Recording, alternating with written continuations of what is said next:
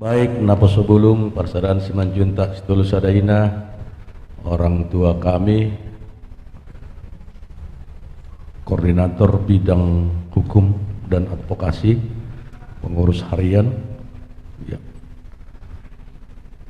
ketua LBH, sekretaris LBH, dan bendahara LBH yang kami hormati, yang mewakili pengurus wilayah.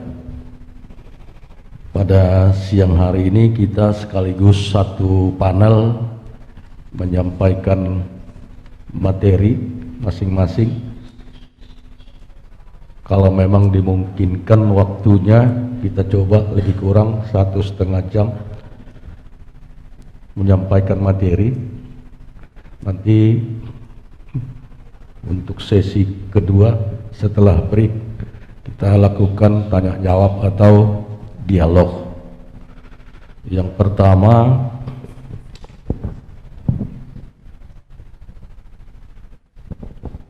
kami perkenalkan dulu sebagai pemateri yang pertama Dr. Ais Magdalena, spesialis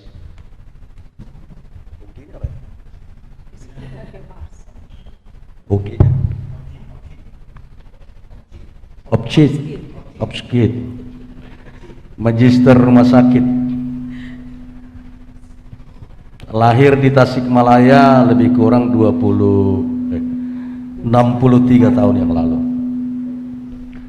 Pekerjaan purnawirawan, aparatur sipil negara, Mabes Polri, alamat di Jalan Swakarsa 5 nomor 50D, Jakarta Timur. Riwayat pekerjaan dokter spesialis kebidanan dan kandungan Polda Metro Jaya tahun 2000 sampai dengan sekarang. Dokter spesialis Rumah Sakit Bayangkara, Sekolah Staf Pimpinan Ciputat tahun 2004 sampai sekarang. Dokter spesialis Rumah Sakit Dr. Sukanto, Keramat Jati tahun 1997 sampai 2019. Dokter spesialis Bidau Timur 1995 sampai 1997. PPDS Dokter Opjin Rumah Sakit Sarjito Yogyakarta 1990 sampai 1994. Dokter umum di Rumah Sakit Pusat Bidau tahun 1985 sampai dengan 1990. Dokter spesialis swasta antara lain Rumah Sakit Gading Pluit Jakarta tahun 2004 sampai dengan sekarang. Rumah Sakit Dr. Ais tahun 2007 sampai dengan sekarang. Rumah Sakit PIK, Rumah Sakit Husada, dan Rumah Sakit Pluit, dan rumah sakit lain. Banyak ini. Boru Junta ini dokter spesialis, kalau disebutkan sampai panjang nanti. Riwayat pendidikan 2006 manajemen administrasi rumah sakit di Universitas Indonesia, monitor chirurgic Yale UT New Haven, Amerika Serikat ya, Amerika Serikat. Spesialis obstetri dan ginekologi di Fakultas Kedokteran Universitas Gadjah Mada. Dokter umum di Fakultas Kedokteran UGM. SMA sekolah menengah atas dulu, sekarang SLTA 2 Jakarta, SMP Chandranaya, dan SD Petojo dan Strada Ricci. Kalau TK-nya dulu belum kayaknya.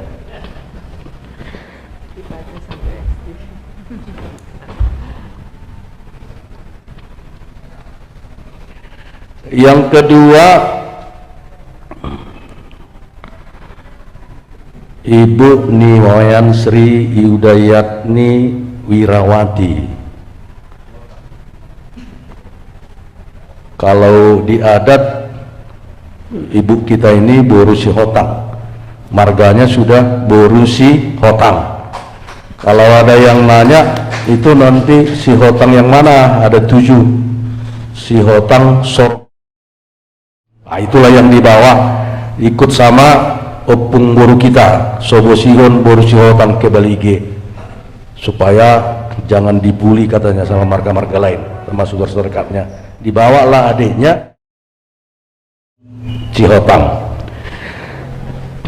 Kombes Polisi NRP 65050115, jabatan Kepala Sub Direktorat Lingkungan Kerja dan Masyarakat, Deputi Pemberdayaan Masyarakat Badan Narkotika Nasional Republik Indonesia. Tepat tanggal lahir dan pasar 21 Mei 1965. Riwayat pendidikan di kepolisian: Secabang Militer Sukarela, Secapa 21, PTK D3, PTK S1 Angkatan 45, Sespim 45 tahun 2007. Pertama penugasan di Polda Maluku tahun 1986 sampai dengan 1998, Mabes Polri PTK tahun 94 sampai 97, 98 sampai dengan 2000, Polda Bali tahun 2000 sampai dengan 2015, Polda NTB tahun 2016, Polda Bali tahun 2015 sampai 2021, Badan Narkotika Nasional bulan Maret 2001 sampai dengan sekarang. Jadi pernah juga jadi Kapolsek di Kapolsek dulu baru Kapolres. Kapolsek di Bali, Kapolres di Kelungkung di wilayah hukum Polda Bali.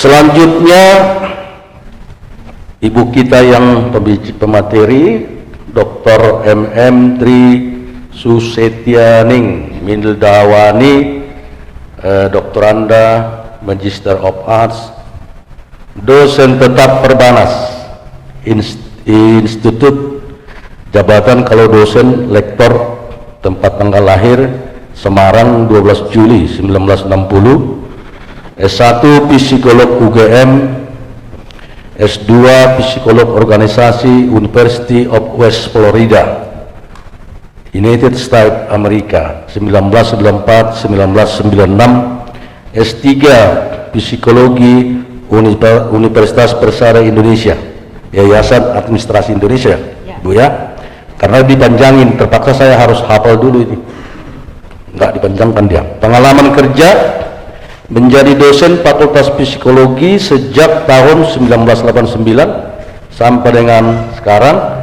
Pengalaman kerja profesional di perusahaan-perusahaan ternama, pengalaman pengabdian kepada masyarakat sebagai narasumber pada bidangnya.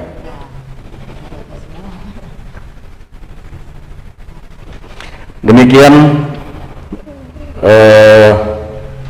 tentang siapa menjadi pemateri pada siang hari ini yang telah kami sampaikan kepada kita semua.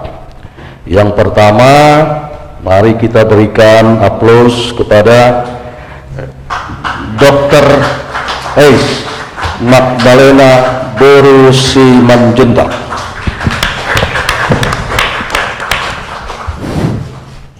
Selamat siang semua. Salam. Saya berdiri aja ya. Terima kasih untuk waktu yang diberikan oleh Pak Sekretaris PSSIB dan juga kepada Ketua Panitia Pak Edward. Kami di sini bertiga adalah saudara dan sahabat saya. Kami merasa bangga bisa diminta oleh Pak Edward karena kami ingin Tunas Simanjuntak. Kalian di sini tentu Tunas Simanjuntak, artinya cikal bakal yang nanti akan menggantikan posisi kita. Saya bangga jadi Simanjuntak, Boru Simanjuntak, karena saya sudah melalui fase-fase yang cukup memuaskan. Oleh karena itu, pada masa-masa tua saya ini, saya ingin membagi juga ilmu saya kepada saudara-saudara, anak-anakku tentunya, karena anak saya yang paling besar sudah lebih tua dari saudara-saudara yang ada di sini, ya. Jadi itu yang saya inginkan, dan saya terima kasih Pak Edward dan semua perangkat PSSIB untuk Jakarta ini. Kita mulai slide. Saya melihat ini adalah ketergantungan narkoba dari segi kesehatan, dan di sini juga sebagai saya kebetulan koordinator kesehatan di PSSIB Jakarta.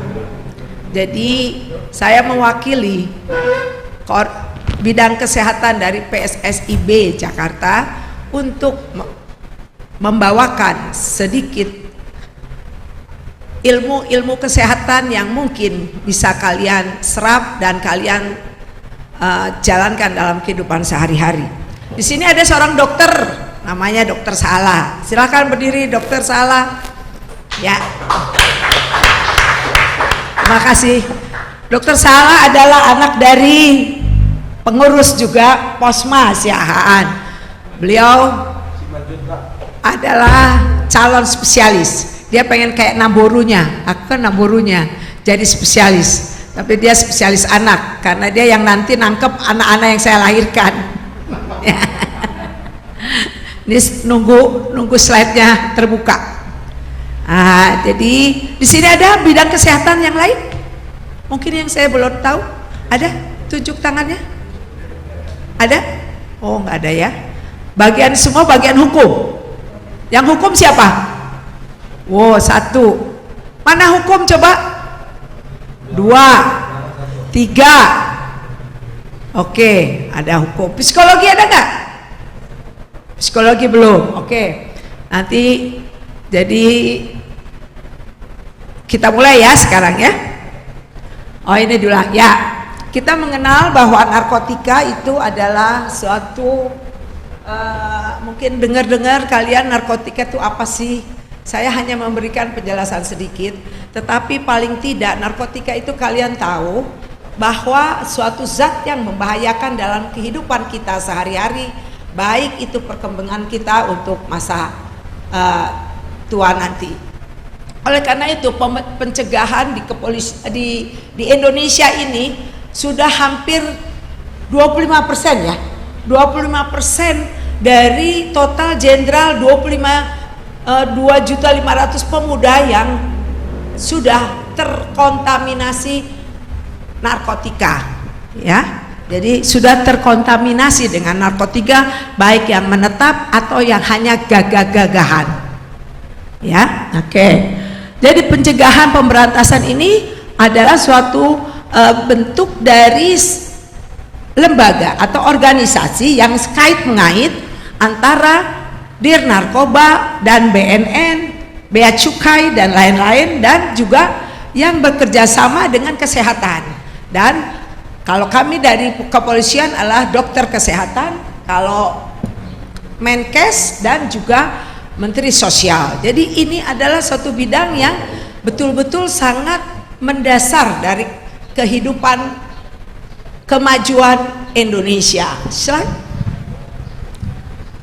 Ya. Kita tahu bahwa narkoba itu membuat manusia tergantung. Kenapa dia tergantung? Ini dia jawabannya. Bahwa otak kita itu seperti ini, dia seperti kol, bunga kol putih, disitulah jejas-jejas yang menempel di otak kita itu, sehingga ketergantungannya adalah penyakit otak yang bersifat kronis dan kambuhan.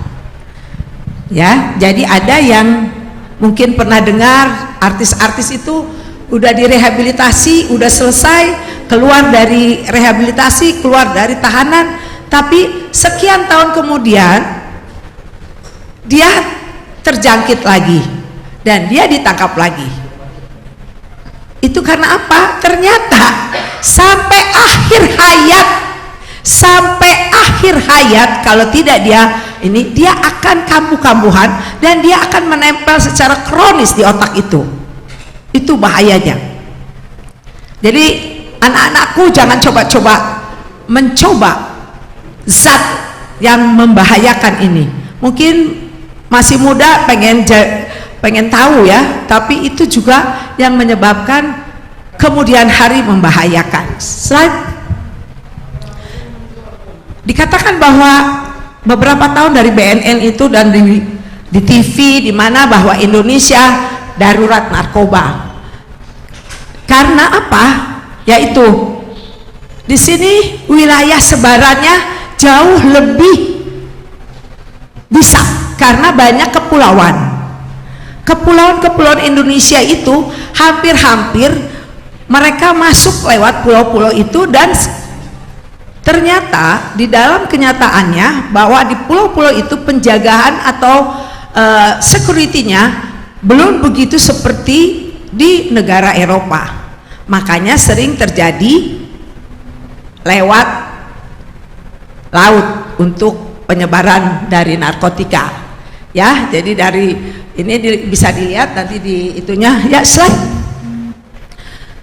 Nah, kesenjangan persepsi tentang kesehatan dan hukum, di mana gangguan penggunaan nafsa atau narkotika adalah penyakit kronis dan kambuhan. Jadi jangan main-main. Mungkin anak-anak udah pernah ada kena setahun atau 2 tahun, jangan pikir saya sudah direhabilitasi, saya sudah di ini akan habis. Ternyata enggak. Pada suatu seketika itu akan kambuh lagi kalau orang itu tidak menjaga dirinya dengan baik. Dia akan lagi mencetus, dan kemudian lingkungan mempengaruhi lagi, akhirnya mereka kecanduan kembali. Itu yang bahaya ya.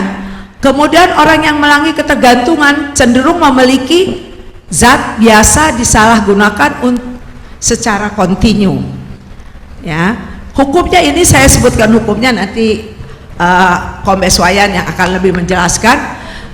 Terus kebanyakan pencandu mengalami ketergantungan pada golongan 1. Narkotika ada 3 golongan, golongan 1, 2, 3. Nanti ada bisa di situ. Pemulihan atas kecanduan tidak mudah karena menyangkut perubahan struktur otak.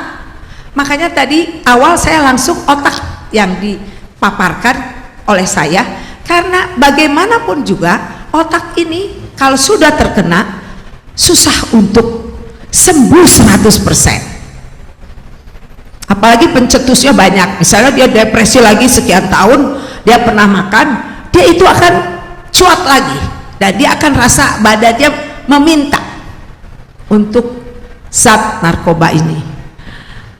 Rehabilitasi medis tidak hanya rawat inap, tapi juga rawat jalan. Kekambuhan merupakan bagian perubahan perilaku yang harus diterima dan diupayakan untuk kembali dipulihkan. Seperti tadi saya sebutkan bahwa efek dari obat narkoba ini menyebabkan keracunan yang kronis dan bisa menimbulkan kekambuhan. Jadi untuk 100% total itu sampai saat ini penelitian tidak ada yang menunjukkan bisa sembuh 100%. Jadi jangan coba-coba dengan narkoba ya. Slide.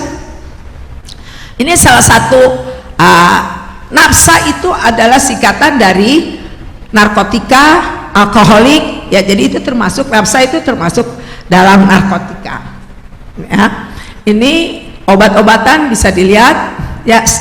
Lem itu Ibon itu pernah kan mendengar bahwa di daerah Jawa Barat Ibon itu mereka isap-isap sampai segitunya sehingga mereka jadi kecanduan untuk meresap itu bahaya kan. Kalau dia tidak tahu bahwa itu addiction atau kecanduan, dia tidak akan mencium-cium lagi, tapi dia mencium-cium.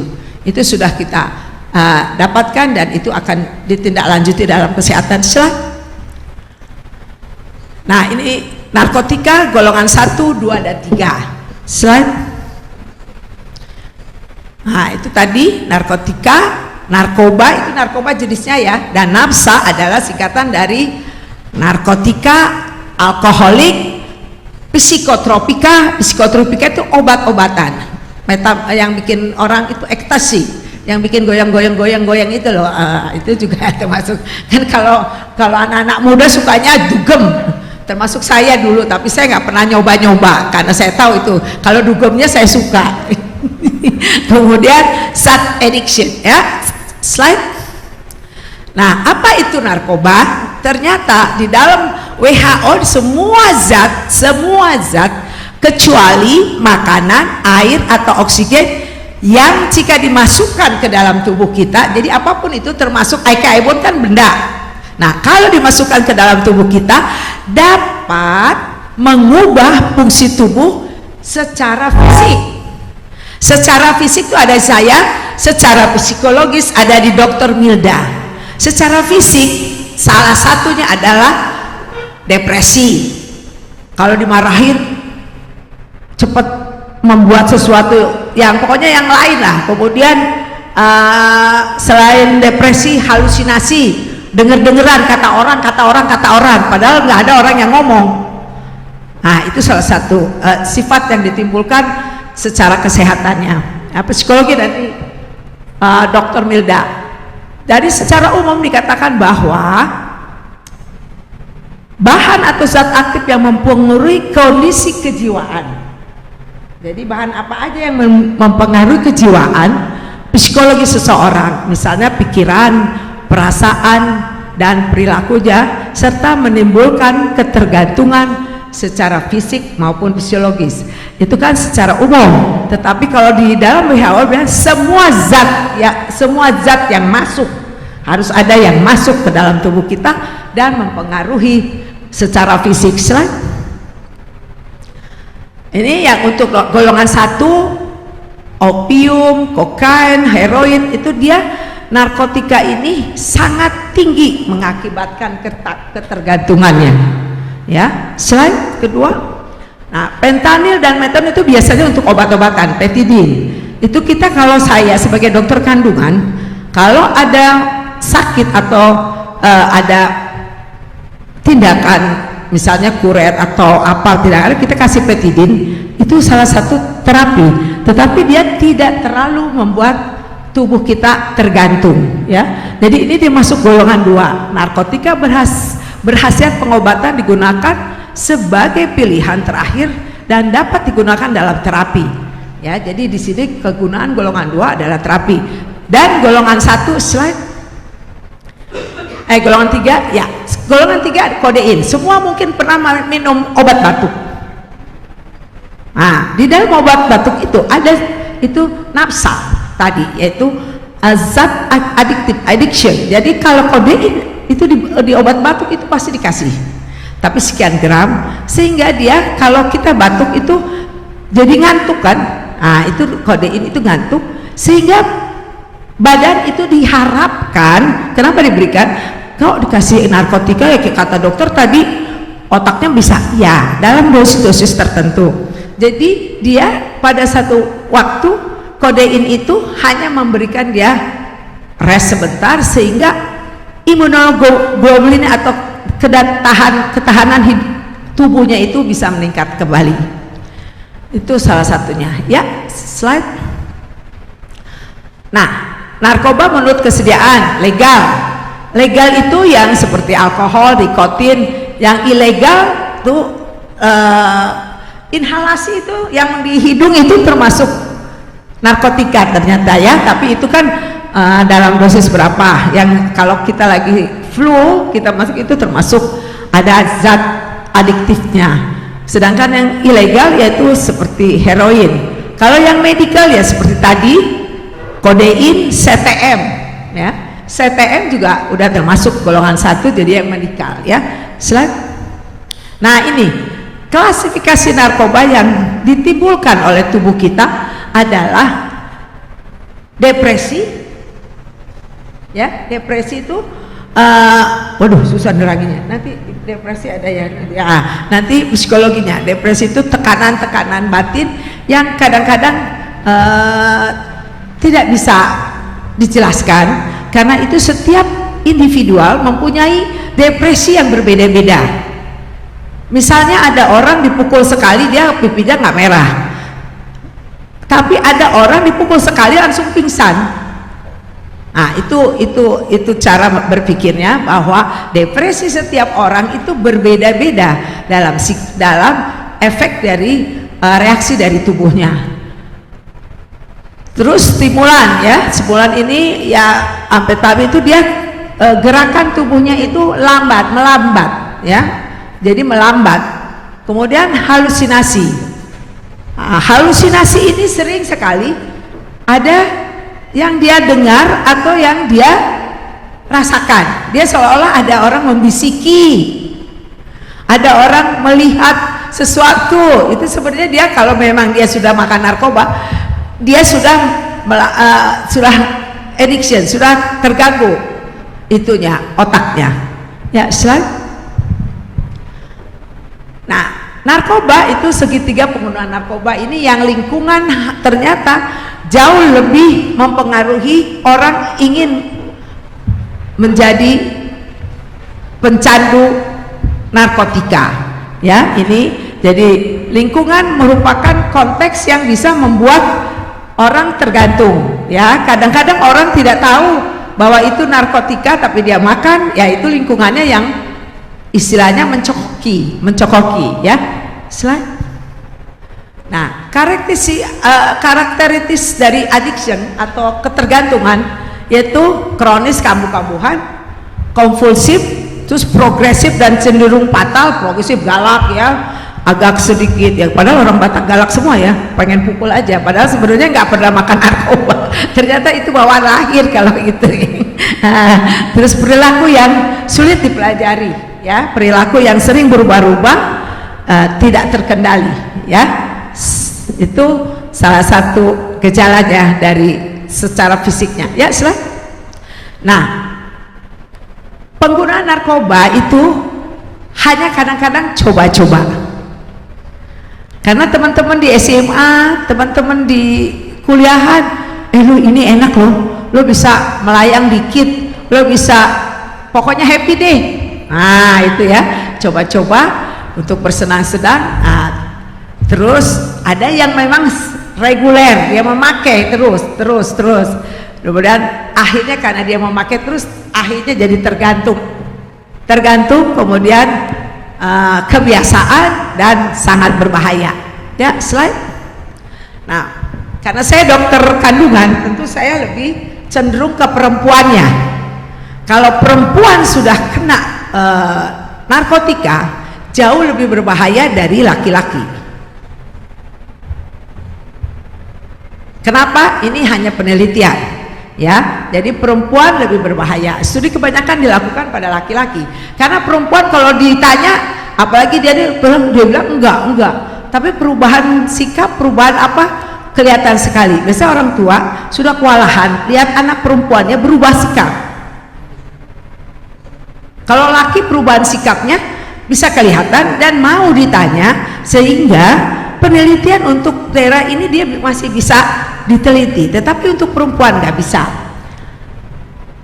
Ada kesenjangan bermakna dalam ranah pengetahuan tentang efek fisiologis sepanjang kehidupan perempuan. Perempuan itu kan punya siklus menstruasi, itu juga mempengaruhi hormon-hormon yang ada bekerja di dalam tubuhnya, sehingga perubahan-perubahan ini apabila wanita kena narkoba itu lebih berbahaya lagi.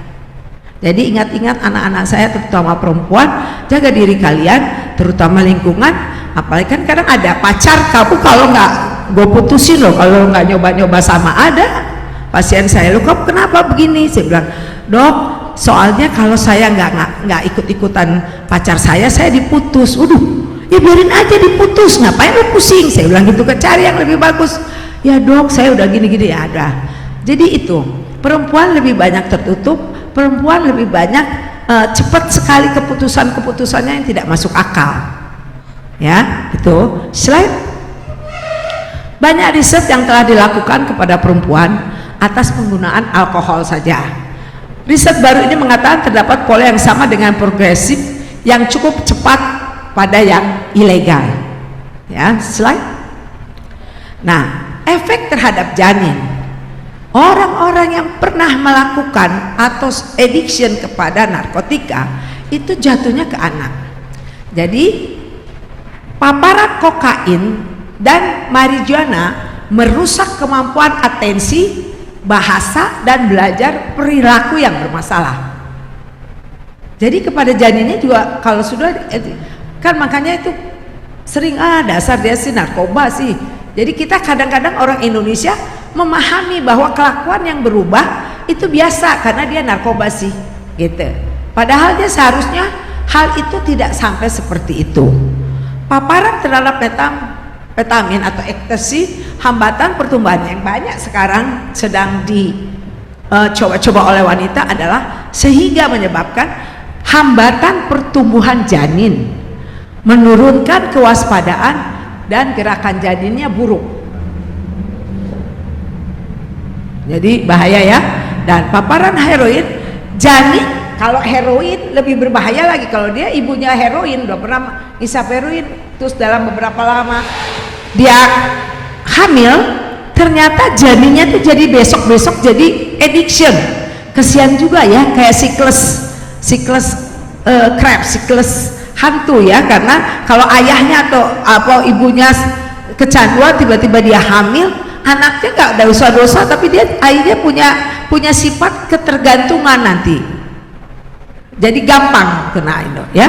Jadi terakhir, addiction dan berat badan lahir biasanya rendah, dan faktor risiko penting dalam penundaan perkembangan. Jadi kalau udah ada kayak beberapa pasien saya sering kita konsultasikan supaya digugurkan kalau memang sudah addiction atau ketergantungan yang luar biasa, karena kita nggak mau tunas-tunas muda kemudian yang memang tidak baik ya. Oke, slide ya. Ini coba lihat aja wajah-wajah orang addiction atau perempuan jauh berbeda kelihatan dibandingkan perempuannya, karena perempuan sejadi fisik terkait penggunaan zat lebih awal mudah meningkat menjadi pecandu dengan cepat ya. Jadi mungkin kalau satu tablet orang itu cepat sekali kalau perempuan, kalau laki mungkin 10 tablet dia belum kecanduan kalau yang coba-coba ya. Oke, slide. Nah tadi efeknya lahir dengan ketergantungan, lahirnya berat badan rendah, perkembangan inteleknya rendah, dan kemudian berdampak pada perilaku. Jadi kalau di lingkungan kita ya, kalau kita lihat riwayat tadi, kalau secara harahiah dari Pak Pendeta bilang sekarang gereja-gereja HKBP meminta untuk ada keterangan sehat. Inilah gunanya untuk supaya kita bisa menjaga diri kita, jangan sampai kita nanti terkena seperti yang dipaparkan ini ya. Tadi kan sudah mendengar semua ya Pak Pendeta ya. Oke, slide. Nah ini semua zat di semua umur, kemudian dia pengguna-pengguna ini tidak memandang sosial ekonomi. Bukan artinya orang kaya harus dia narkoba, karena orang miskin pun karena dia dikasih-kasih sama lingkungan atau tetangganya. Slide. Habis ya. Jenis-jenis narkoba itu dilihat aja, tapi pada prinsipnya adalah kerusakan pada otak yang tidak bisa ditolerir dengan obat-obatan, kecuali kita sendiri selalu menghindar dengan narkotika ya. Mungkin itu hanya ilustrasi saja, boleh dipabar karena ya ini ada makanan juga yang isinya dari bahan-bahan itu. Tembakau yang kemarin Raffi itu tembakau ini, jadi kalian juga kalau dikasih tembakau hati-hati, karena ada tembakau yang jenis narkoba gorila namanya. Itu kan susah untuk dideteksi oleh polisi, sehingga banyak yang masih lepas dari penanganan polisi ya. Nah ini tablet-tablet, sering anak-anak juga diberikan permen-permen yang tidak disadari itu membuat addiction pada anak-anak, dan itu sudah ditemui, bukannya sembarang ini diungkapkan. Slide ya. Ini tablet-tablet yang jadi ini betul-betul sangat mengkhawatirkan. ya, sangat mematikan karena mempengaruhi sekali kejiwaan dan intelektual kita. Bukan goblok, jadi nangkepnya susah. Kalau nangkepnya susah juga, kalau punya pacar nangkepnya susah nih, harus hati-hati ya. Tanya dulu nih, dari mana nih, ya. Jadi jangan asal karena ganteng terus jatuh cinta. Oh jangan ya, jadi harus dicek. Ya, terus slide. Ya ini ya, obat-obatan, pil, permen, kemudian ya yang kayak gini heroin. Jadi kalian kalau lihat yang kayak gini nggak kaget lagi ya. Jadi bisa tahu, oh ini heroin, ini narkoba, ini amfetamin ya, untuk bikin gedek-gedek gitu ya. Ya, right. Tuh Aikaibon. Nah, coba bayangin, saya dulu juga kaget, kok bisa ya Aikaibon untuk apa? Ternyata di situ ada zat narkobanya ya. Tuh anak-anak tuh itu semua sudah ditemukan ya. Jadi hati-hati dalam pemakaian benda-benda ini yang akan merugikan kalian juga ya. Slide terus ya. Ini metamfetamin ini ya, ini yang sekarang sering digunakan anak-anak muda, katanya buat ngeplay sedikit ya, boleh ngeplay sedikit tapi akibatnya kemudian hari bahaya. Oke, terus selesai ya. Ini saya hanya memberikan contoh-contoh saja, tapi pada prinsipnya penggunaan narkotika hanya merusak otak kita dan merubah fisik secara, bukan kalau misalnya yang lain kan ada levernya, itu levernya kena kuning itu kemudian ya, itu kemudian, bukan karena efek pertamanya, tapi udah terlalu capek tubuhnya sehingga dia ada lever, ada itu sekunder gejala ya. Jadi gejala yang kemudian didapat, bukan kalau makan narkotika langsung levernya kena gitu, enggak ya, itu udah berapa fase ya. Slide. Ya ya.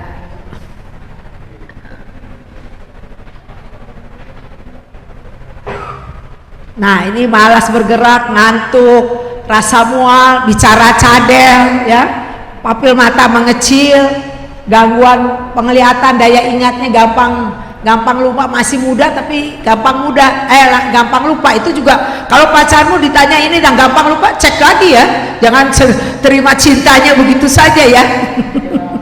Ya, itu karena itu bahaya sekali ya.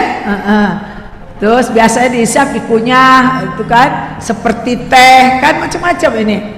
Terus berat badan serta kehilangan nafsu makan dan berat badan ya. Perempuan kadang-kadang memakai ini hanya untuk supaya dia kurus, karena dengan itu dia nggak mau makan, dia maunya tayeng-tayeng, tidur-tidur, goyang-goyang, denger lagu, kitik-kitik, itu ya. Slide. Kalau yang disuntikan kan udah jelas ya, udah berat gitu, udah berat ya. Overdosis dapat terjadi dengan atau tanpa mengguna jangka panjang. Jadi tergantung ya. Jadi setiap orang berbeda-beda. Ada satu suntikan dia sudah addiction, ada yang 10 suntikan dia masih biasa. Kemudian masalah kesehatannya, nah ini abses, tetanus, HIV. Biasanya orang-orang yang sudah narkotika ini kemudian dia bebas seksnya karena dia tidak merasa lagi bahwa itu suatu bahaya dalam kehidupannya. Dia bebas seks sehingga dia menyebabkan HIV positif, hepatitis, makanya sering penyakit jantung itu kemudian sembelit segala ya. Tapi gejalanya paling tidak efeknya itu dipakai dengan suntikan, efek bertahan tuh 3-6 jam. Jadi kalau ada yang nyuntik-nyuntik tuh dia enak-enaknya tuh paling lama 6 jam, habis itu udah hilang. Buat apa kita cuman 3-6 jam enaknya, sakitnya nanti kemudian bertahun-tahun. Jadi anak-anak saya pikirkan kembali, kalau pun pernah segera bertobat, bukan bertobat ya, bertobat. Saya tidak menuduh, kalau di sini saya rasa nggak ada ya, nggak ada yang kena ya. Oke, lanjut. Kalau ganja dikenal psikosis ya, ganja juga. Ini kalau orang-orang Medan tuh paling banyak kayaknya ganja tuh orang Medan marah dia. Angel ini anaknya jaksa di siapa? Saud ya, ya dia, saya pernah ketemu dengan sekelompok orang itu ganja, mereka bilang biasa konsumsi ganja, dan ternyata setiap orang gejala yang ditimbulkan dengan penggunaan ganja, rasa senang dan bahagia, pokoknya happy gitu kan, kemudian santai dan lemah, dia nggak peduli mau ada duit nggak ada duit, makan nggak ada, dia nggak peduli, pokoknya perutnya kenyang, acu tak acu, tapi matanya merah, matanya merah, kemudian nafsu makan menurun, itu ya, mulut kering, pengendalian diri dan konsentrasinya kurang, depresi dan sering menguap atau mengantuk. Tapi jangan mentang-mentang menguap terus langsung curiga ya padahal terlalu banyak kerja slide. Nah kalau Mariona itu daun bunga itu dia lebih cenderung dihisap dalam rokok bulung ya, dia jangka panjang, sakit kepala, dia jangka panjang ya, sakit kepala, gelisah, depresi, gangguan tidur, pokoknya semuanya hampir-hampir menyebabkan kerusakan di otak. Itu saja prinsipnya, sehingga kalian jangan coba-coba menyentuh benda ini ya. Slide. Nah kalau ekstasi biasanya kan tidak tahu, dia cuma melawan. Nah ini jenis narkoba secara ilegal biasanya suka ada di pub itu, katanya dulu, zaman dulu itu kadang-kadang mereka taruh di piring dan sepertinya biasa untuk makan satu-satu sambil nyanyi-nyanyi. Ini bukan cerita asal cerita, tapi itu terjadi, dan biasanya gejala yang digunakan amfetamin adalah bergairah, gairah seksnya juga tinggi, kemudian kewaspadaannya meningkat, rasa senang terus menerus, kemudian pupil matanya melebar, dia lebih kenceng gitu ya, denyut nadi dan tekanan darah meningkat, tapi jelas susah tidur, hilang nafsu makan. Jadi hampir hilang nafsu makan. Oke, terus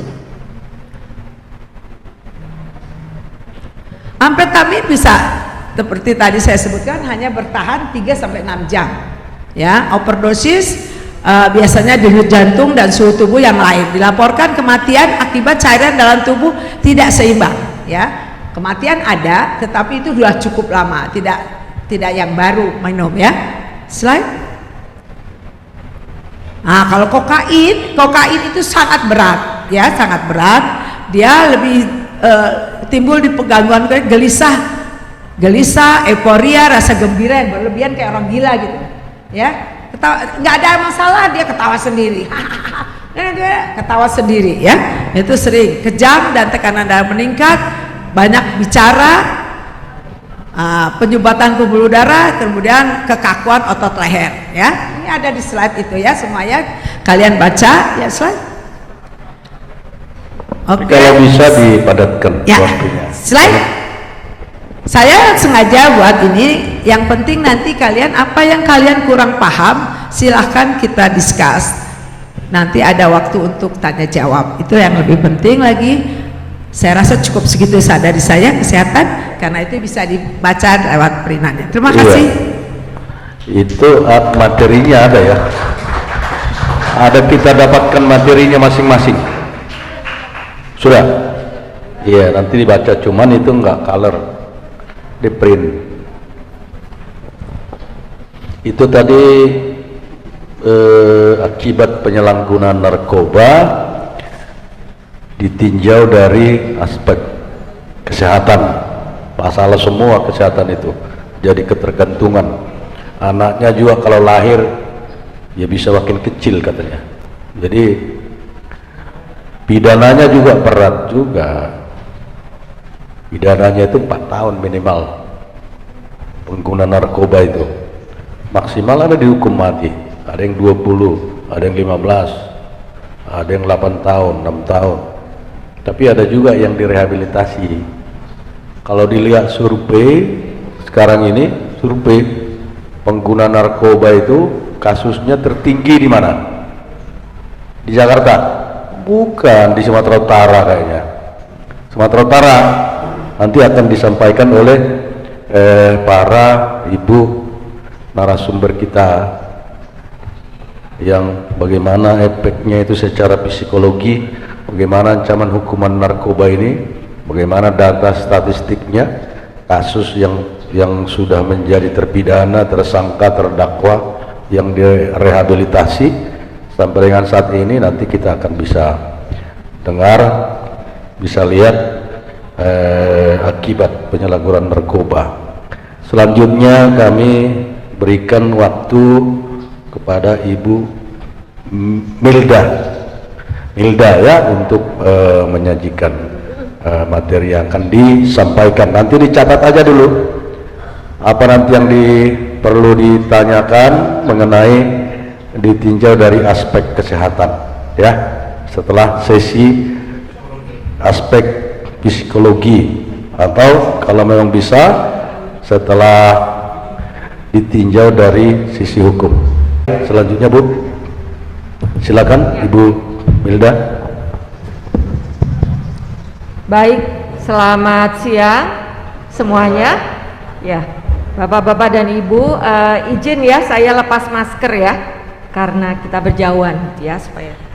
Oke, baik. Baik, terima kasih kepada Bapak-bapak panitia, dan aku panggil apa ya? Anak-anak kali ya? Anak-anak atau teman-teman? Mau yang mana nih? Anak-anak atau teman-teman? Iya, senang sekali saya berada di sini bersama dengan kalian semua untuk berbagi pengalaman sebetulnya ya, bukan dalam arti saya berpengalaman, bukan, tapi dari aspek pengetahuan, dan mungkin kita berdiskusi saja ya. Saya tidak akan berpanjang lebar karena semua materinya sudah diceritakan oleh Dr. Lena. Oleh karena itu saya membawa satu video. Bisa di-share videonya Pak Berto? Videonya nggak ada ya? Gimana Pak Berto? Videonya belum diserahkan? Video dari Howard, atau bisa di itu nggak? Bisa di tethering dari WA? Captain dari WA bisa biasanya. Ya, bisa dari WA? Dari WA bisa. Di Swift gitu. Oke. Ya, saya nomornya. Sebetulnya sudah saya titip ke Bapak Berto. Ya, oke, baik. Saya kemana? Nomor handphonenya. Sebentar. Ini text time ya. Boleh dibantu Pak Berto? Ya, saya sambil menunggu itu saya ke. Ya baik. Sambil menunggu. Sebetulnya ini karena saya sehari-hari mengajar di Perbanas, di Institut Perbanas gitu ya. Kalau saya one way seperti ini, maksudnya bercerita, seringkali itu mahasiswa mungkin sudah, anak-anak sekarang kan lebih pinter ya, era teknologi gitu ya. Sepertinya duduk di satu tempat, tapi saya yakin pikirannya mungkin nggak di situ gitu ya. Mungkin juga yang dibaca ini sekarang saya nggak tahu deh apa yang dibuka gitu ya. Nah, oleh karena itu saya tidak akan berpanjang lebar. Tapi saya menyiapkan video yang kurang lebih ada, tadinya aslinya 21 menit, tapi saya sudah coba kompres menjadi kurang lebih 12 menit gitu ya. Ada yang sudah kenal dengan Michael Howard? Karena biasanya setiap kali paparan seperti ini sharing, saya membawa satu figur mantan narkoba supaya dia sendiri yang bercerita gitu ya. Jadi bukan saya yang bercerita, jadi kita tinggal nanti berbagi pengalaman ya. Nah, sambil menunggu video nih, boleh dibantu diklik ya. Jadi saya kebagian dari sisi psikologi tentang, boleh slide-nya dulu, atau slide-nya itu seperti yang di print ya. Oke, baik. Di faktanya bisa diklik di fakta. Oke, baik. Di print out yang Anda punya itu ada catatan tentang fakta gitu ya. Seperti tadi Dr. Lena mengatakan 25 juta kurang lebih penduduk Indonesia itu sudah terpapar narkoba. Nah, ini adalah data tahun 2017. Sekarang 2021, mestinya jumlahnya lebih banyak ya Dokter Lena ya, dari yang terpapar narkoba ya. Sementara yang memakai narkoba itu usia 10 sampai kurang lebih 58 tahun. Nih, ini fakta, ini bukan saya yang menulis, tapi ini dari BNN gitu ya. Setiap hari 40-50 orang meninggal karena menggunakan narkoba gitu ya. Mengapa mereka bisa meninggal? Karena ternyata kekuatan setiap orang tuh beda-beda. Ada tadi yang perempuan satu ampul saja, satu suntik sudah keliangan gitu ya. Tapi ini ada orang yang bisa setiap hari terpapar, ada orang yang kena sedikit saja itu berdampak sangat parah pada fisiknya gitu ya. Nah, ini tahun 2015 terdapat, tadi sudah diutarakan juga, narkoba yang beredar di Indonesia, sedangkan nih di dunia itu ada sekitar ratusan, 354 jenis narkoba. Nah, berikutnya tahun 2016 2 dari 100 pelajar menyalahgunakan narkoba, sementara narkoba itu sendiri dalam porsi kecil, porsi tertentu digunakan di bidang kesehatan, memang bidang kedokteran gitu ya. Saya ingat waktu kami tinggal di Florida, saya tinggal di apartemen, tetangga saya itu ternyata pengidap narkoba gitu ya. Kelihatan dari perilakunya yang tidak mau kenalan dengan orang, setiap hari di dalam ruangannya gitu ya, menyendiri, kemudian saat-saat tertentu itu fly gitu ya. Ternyata di Florida sendiri orang bisa tinggal di apartemen secara bebas gitu ya. Sudah bisakah? Oh, masih download. Oke. Jadi apa itu narkoba? Ini saya tadi sudah dipaparkan dengan panjang lebar, tapi ini singkat saja. Narkoba singkatan dari narkotika dan obat-obat berbahaya. Ya, tadi NAPSA. Bentuknya seperti apa? Saya sendiri sampai hari ini sebetulnya belum pernah melihat fisik narkoba secara fisik gitu ya. Jadi lihatnya hanya dari gambar-gambar gitu. Makanya kemarin sempat bercanda, saya sempat guyon dengan Bapak Berto waktu ke rumah. Pak Berto, bisa nggak Dokter Lena tuh bawa contohnya gitu ya? Bawa nggak dok? Contoh-contohnya? Nggak bawa ya? Ah? Oh nggak boleh, katanya nanti Kombes Wayan akan bercerita ya. Ternyata memang tidak boleh dibawa secara bebas gitu ya, Kombes ya. Oke, baiklah. Jadi oleh karena itu jadi tidak bisa dibawa contoh-contohnya. Ya, tapi kalau misalnya Anda sempat mampir ke Aceh, di Aceh itu ada ya satu ladang tertentu yang ternyata ada tanaman apa itu? Yang di Aceh itu? Ganja ya, ganja yang katanya enak kalau dicampur dengan makanan. Makanya kalau kita di Aceh jadi nambah terus katanya. Saya sendiri juga belum pernah ya. Baik, ini langsung saya. Ini ada videonya Michael Howard. Nanti teman-teman kalau misalnya penasaran, coba bisa di browse ya dari YouTube. Dia ternyata banyak nih, banyak, dan sudah diwawancara di Kick Andy, di TV 7, jadi dia sudah menjadi selebritas dalam tanda kutip gitu ya. Ada suaranya? Nah ya, silahkan kita bisa bersama-sama mendengarkan paparan dari Michael Howard. Lihat dari bentuknya apakah dia orang Indonesia atau bukan, nanti bisa ada di situ ya. Mudah-mudahan bisa didengarkan suaranya.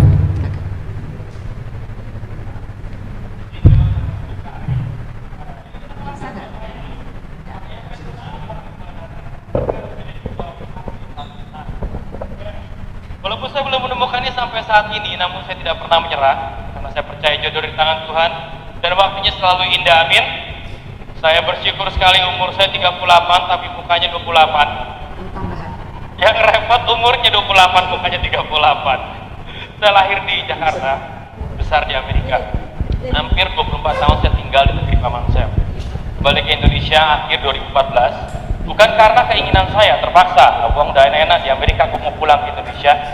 Saya kena deportasi seumur hidup. Balik ke Indonesia dikawal oleh 2 polisi Amerika, US Marshal. Sudah seperti di film-film. Tentunya kalau kita lihat di film keren, aslinya malu-maluin. Jadi jauh berbeda film dengan realita. Tapi saking sayangnya Amerika sama saya, ditemani sampai ke Indonesia. Pejabat bukan, mungkin lebih tepat sifatnya penjahat, adalah seorang mantan pecandu narkoba selama 20 tahun, mantan pengedar, mantan anggota geng dari umur 16 tahun, mantan pengikut setan, ini lambangnya ada di belakang leher saya, dan mantan narapidana. 3 tahun saya berdiam di penjara Amerika San Quentin. Yang belum mantan suami, jika ada yang mau daftar habis ibadah, pendaftaran dibuka. Kesempatan tidak datang 2 kali loh saudara-saudara. Kehidupan saya hancur di Amerika, terjerumus ke dalam dunia hitam narkoba sebagai seorang pemuda dan pengedar. Bukanlah sesuatu yang direncanakan, karena saya yakin tidak ada seorang pun merencanakan ketika dia kecil, besar lagi, merasa seperti anak yang terbuang dan tak diingini dalam keluarga. Saya pada umur 7 tahun ditaruh di asrama di Batu Malang, makanya aku iso ngomong Jawa. Ojo bingung ya sampean itu kan Amerika lah, kok bisa ngomong Jawa? Boleh nyasar kali ya. Karena saya disekolahkan di Batu Malang, saya tidak ingin berada di asrama. Saya yakin tidak ada seorang anak pada umur 7 tahun ingin ditaruh di asrama. But I have no choice. Saya tidak mempunyai pilihan. Hari-hari yang saya lalui menyedihkan, saudara-saudara, tertekan, banyak dibully, banyak dikerjai, ya. Seperti itulah. Saya yakin maksud dan tujuan papa mama saya baik, bukan untuk mencelakakan saya. Mereka ingin menjadi saya seorang yang lebih baik lagi, karena orang tua selalu menginginkan yang terbaik buat anaknya, walaupun kadang menurut mereka yang terbaik bukanlah selalu yang diinginkan anak, ya. Makanya butuh komunikasi. Tapi saya tidak bisa karena mungkin saya terlalu kecil waktu itu. Selesai saya, misalkan jadi mama, saya bingung. Saya bertanya sama Tuhan, Tuhan, apakah saya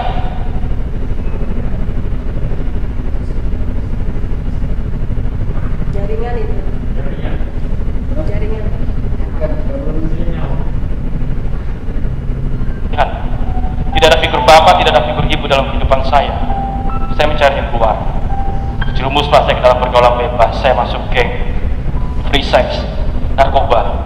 Semua jenis narkoba sudah saya gunakan di Amerika. Surganya mau apa aja ada. 20 tahun saya menggunakan narkoba. Kadang saya bingung, sebagai seorang kok bisa menggunakan narkoba sampai segitu lama? Nggak capek apa? Capek, Bu. 20 tahun. Yang saya pelajari dalam diri saya, bahwa dalam diri saya ini ada sifat seorang anak mencari apa yang namanya kasih keluarga. Saya tidak dapat, saya mencarinya keluar. Makanya 20 tahun pakai narkoba, gak puas-puas. Jadi nanti ini baru gabung kita teknisi dengan moderator, jadi maklum ya. Nanti akan di-share melalui grup Nafas Sebelum videonya, karena di sini kurang jelas, bisa audio visualnya juga kurang. Tapi nanti Bu Milda sudah bisa menyampaikan itu. Cara kita detailnya nanti didengar masing-masing videonya ya. Siapa admin nanti dihubungi si Aryadi untuk di-share di grup Nafas Sebelum. Silakan Bu. Oke, baik. Sayang sekali videonya tidak bisa tampil maksimal ya. Tapi paling tidak nanti kalau misalnya Anda penasaran, silakan browsing dari YouTube. Di situ ada Michael Howard gitu ya. Jadi inti ceritanya, Michael ini sudah menjadi narkoba selama kurang lebih 20 tahun. Jadi sejarahnya adalah yang membuat seseorang terdampak begitu berat itu adalah sebab sebetulnya asal mulanya mengapa seseorang bisa terpapar narkoba itu sebabnya macam-macam ya. Seperti di sini, boleh slide berikutnya. Nah ini dia, mengapa narkoba itu banyak diminati ya. Itu karena pertama, narkoba itu bisa begitu menggoda, karena narkoba itu bisa berfungsi seperti doping. Kalau sudah pengkonsumsi narkoba, maka kita itu menjadi lebih berani sekian puluh kali lipat gitu ya, menjadi berani ngomong, berani ngelawan, berani bertindak gitu ya, yang tadinya malu-malu jadi berani tampil gitu ya, menyanyi gitu. Jadi doping, kreativitas meningkat, meningkatkan ilham, menghilangkan kebosanan. Nah, hati-hati bagi Anda yang biasa menyendiri gitu ya, hati-hati. Jadi kebosanan itu sebetulnya bisa diatasi tanpa doping gitu ya. Kenapa sih kita bosan gitu ya? Bukankah hidup ini selalu berwarna gitu ya katanya, gitu kan? Makanya kita harus sering-sering jangan lepas dari sebuah komunitas ya, jangan suka menyendiri. Sementara teknologi itu membuat orang mojok gitu ya, orang suka mencari waktu sendiri supaya nggak ada gangguan gitu kan. Jadi bangun tidur sampai mau tidur lagi itu handphone ada di tangan. Hati-hati kalau sudah edik ya. Beberapa saat lalu kita tampil bersama tentang kecanduan gadget ya Dokter Lena ya waktu itu ya, dan itu ternyata berbahaya gitu ya. Nah, narkoba sendiri juga berfungsi sebagai obat, mengobati penyakit, itu diberikan dalam dosis tertentu. Ini Dokter Lena tadi juga bercerita gitu ya, justru dari yang sedikit bisa lama-lama menjadi bukit ya, menghilangkan beban batin. Nah ya, jadi kemudian juga yang paling parah adalah pergaulan, supaya diterima di pergaulan, memperoleh pengalaman supaya merasa keren, diterima dalam satu komunitas gitu ya. Kalau dalam psikologi istilahnya acceptance, jadi orang itu ada kebutuhan untuk masuk dan menjadi bagian dari sebuah kelompok gitu ya. Seringkali lihat kalau teman-temanku pakai narkoba aku enggak, gimana ya nanti ya.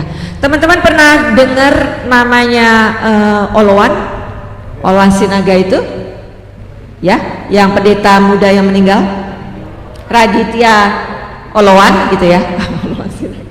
Raditya Oloan pernah dengar ya? Dia ternyata adalah pecandu narkoba, pengedar narkoba, dan bahkan kemudian juga konsumsi narkoba bersama istrinya. Tapi puji Tuhan sudah kemudian dengan pertolongan Tuhan dan dengan penerimaan orang tuanya, keluarganya menjadi sembuh ya, dan bahkan menjadi pendeta ya. Sayang sekali hidupnya singkat ya, tapi sudah menjadi. Kemudian juga secara psikologis narkoba itu dipakai untuk pelarian. Nah, hati-hati nih ya, nanti kita akan banyak berdiskusi, termasuk salah satunya si Michael Howard itu tadi. Dia ternyata menjadi pecandu narkoba karena merasa dia tidak diterima oleh kedua orang tuanya. Kasusnya seperti itu. Jadi dalam perjalanan dia mencari figur ibu, figur bapak seperti apa, dan dia sejak kecil, sejak SD, SMP disekolahkan di asrama. Ternyata bagi dia merasa orang tuaku kok sepertinya tidak mau menerima aku ya, sehingga aku disekolahkan di asrama, dititipkan di keluarga teman ibunya. Rupanya dari sudut pandang anak itu merasa ada penolakan, sementara orang tuanya melakukan itu karena mereka merasa mereka tidak bisa membesarkan anak-anaknya, jadi mereka titip ke teman yang dirasa bisa membesarkan anak dengan baik ya. Tidak taunya penolakan-penolakan itu sepertinya sederhana, simple, tapi ternyata berdampak pada si anak ya. Dan kalau teman-teman nanti bisa mendengarkan sendiri perjalanannya Mas Howard ini, itu memang naik turunnya luar biasa ya pengalamannya dia. Baik, yang berikutnya. Nah, ini pengguna narkoba tadi sudah juga diutarakan oleh Dokter Lena gitu ya. Pertama itu memang coba-coba nih, coba-coba, karena kan memang anak-anak muda terutama itu punya curiosity, apa ya namanya, rasa ingin tahu yang begitu besar gitu ya. Jadi coba-coba menjadi kemudian casual user ya. Sudah lebih sering memakai di event-event tertentu, kalau nggak pakai rasanya nggak keren. Kemudian situational user itu sudah ada ketergantungan. Terus kemudian mulai intensif ya, intensified user itu ketergantungan, dan kompulsif. Kompulsif itu artinya kalau tidak pakai dia menjadi apa ya, nggak bisa melakukan apa-apa, kompulsif gitu ya, compulsive behavior gitu ya. Kemudian nafsa itu juga pengguna sesekali, abuser dan addict. Ini nafsa itu payung besarnya ya. Oke, yang berikutnya. Nah, ini gejalanya. kalau pengguna narkoba, nah ini agresif seperti tadi karena doping ya. Jadi merasa lebih berani gitu, nggak pemalu lagi, kemudian agresif. Di satu sisi kalau dia lagi kecanduan dia menjadi apatis. Kalau saya nggak mengkonsumsi, saya nggak bisa melakukan apa-apa. Jadi sudah butuh doping. Curiga, nah curiga ini paranoid ya. Tadi masuknya ke paranoid. Nah ini dia nih, selalu mengantuk. Mengapa mengantuk?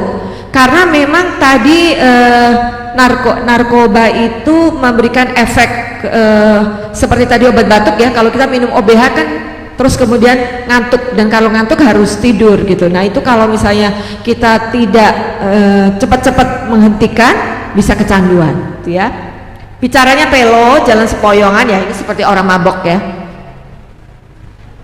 Apakah adik-adik semua mengikuti kisah Ibu Cynthia yang rame di media itu, yang dia memprotes perilaku suaminya? Nah rupanya suaminya tuh pecandu narkoba ya, yang orang Taiwan ya. Ngikutin nggak? Ngikutin ya. Nah yang sekarang puji Tuhan bebas ya, mudah-mudahan bebas dari tuntutan hukum ya. Kesadaran menurun, kejang, diare, mata dan hidung berair, menguap terus menerus, timbul rasa sakit di sekujur tubuh. Karena memang seperti diterangkan oleh Dokter Lena tadi, kalau ada obat masuk ke, ada sesuatu yang masuk ke tubuh kita, maka itu memberikan perubahan-perubahan fisik dan otomatis psikis ya, itu disebut psikosomatis. Takut air sehingga malas mandi. Nah hati-hati kalau ada yang sudah merasa takut kena air, itu hati-hati ya. Kemudian sesak napas, napas menjadi lebih lambat, denyut jantung. Nah ini semua adalah gejala-gejala pecandu narkoba atau pengguna narkoba ya. Ada perubahan-perubahan perilaku yang sangat bisa dibaca ya, terutama kalau perempuan tuh lebih terbaca perubahan-perubahan perilakunya ya. Oke baik. Nah dampaknya apa? Dampaknya adalah pada pengguna jarum suntik itu pasti terlihat bekas suntikan di lengan bagian tubuh, gigi tidak terawat, tidak peduli akan kesehatan, nggak mau mandi itu tadi ya, takut kena air, kemudian nggak mempedulikan lagi penampilan diri. Sementara kalau nafsa itu juga bisa dilihat dari dampaknya fisik dan dampak sosial. Dampak sosial itu menjadi dia menarik diri dari komunitas sosial ya. Ya.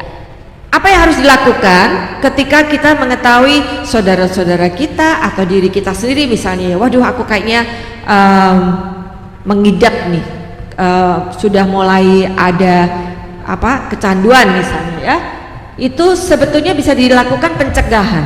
Ini yang paling mudah, lebih baik mencegah daripada mengobati ya, preventif.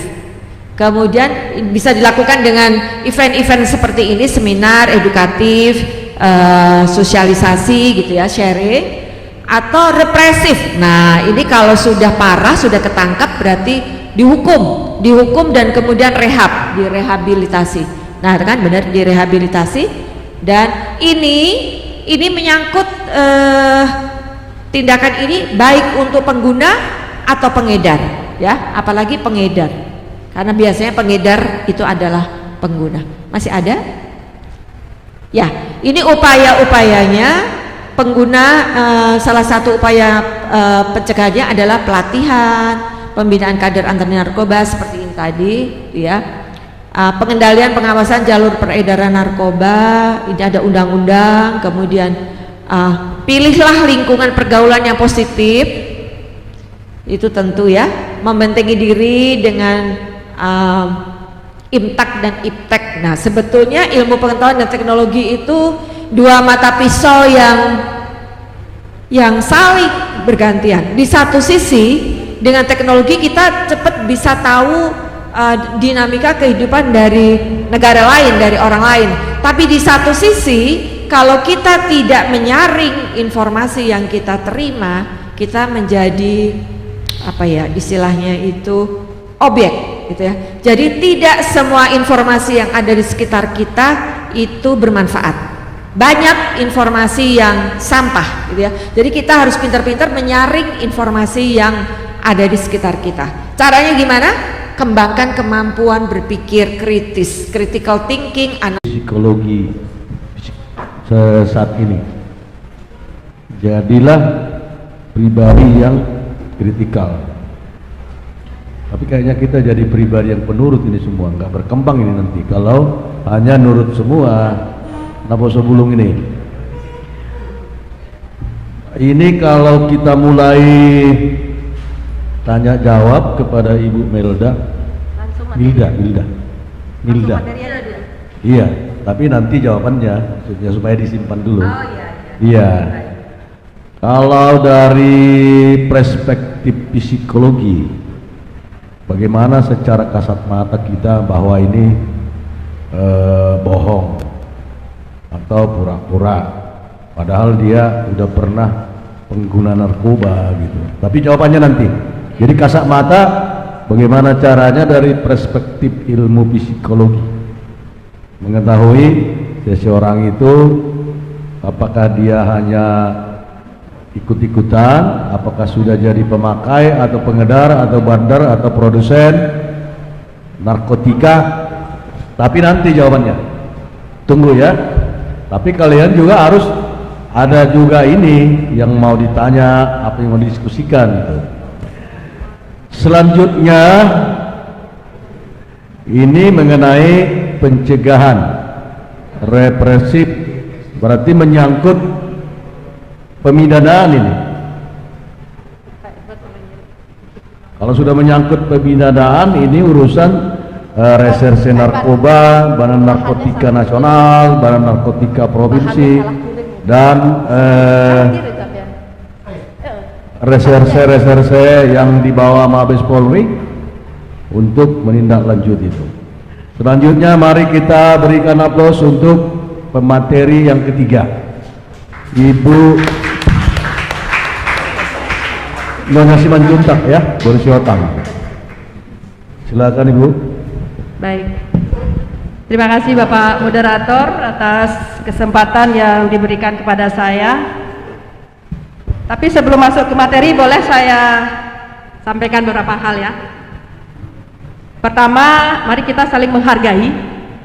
Kalau ada pembicara di depan, teman-teman yang duduk tidak memegang handphone. Setuju? Karena itu bagian dari pubbing. Tahu nggak pubbing? Ya. Ini lagi viral ya.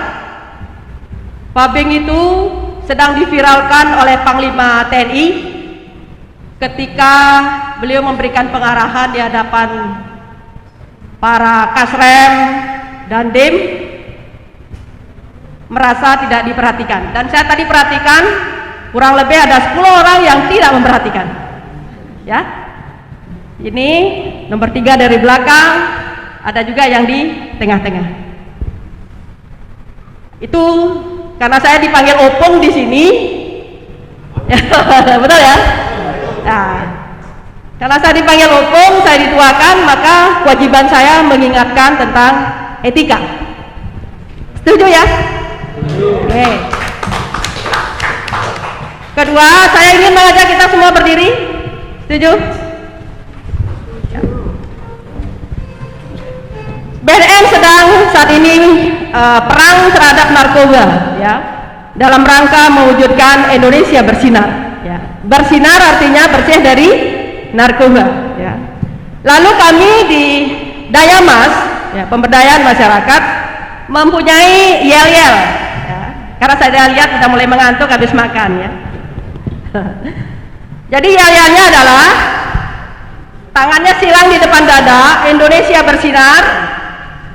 Lalu war, ya, war, perang, on, tarik ke dada, on, drugs. Oke, saya ulangi.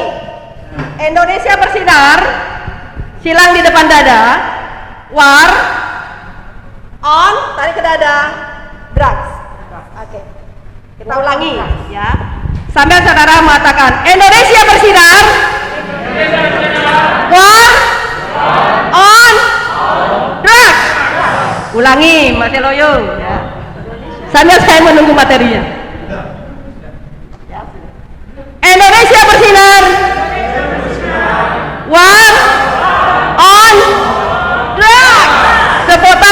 semuanya.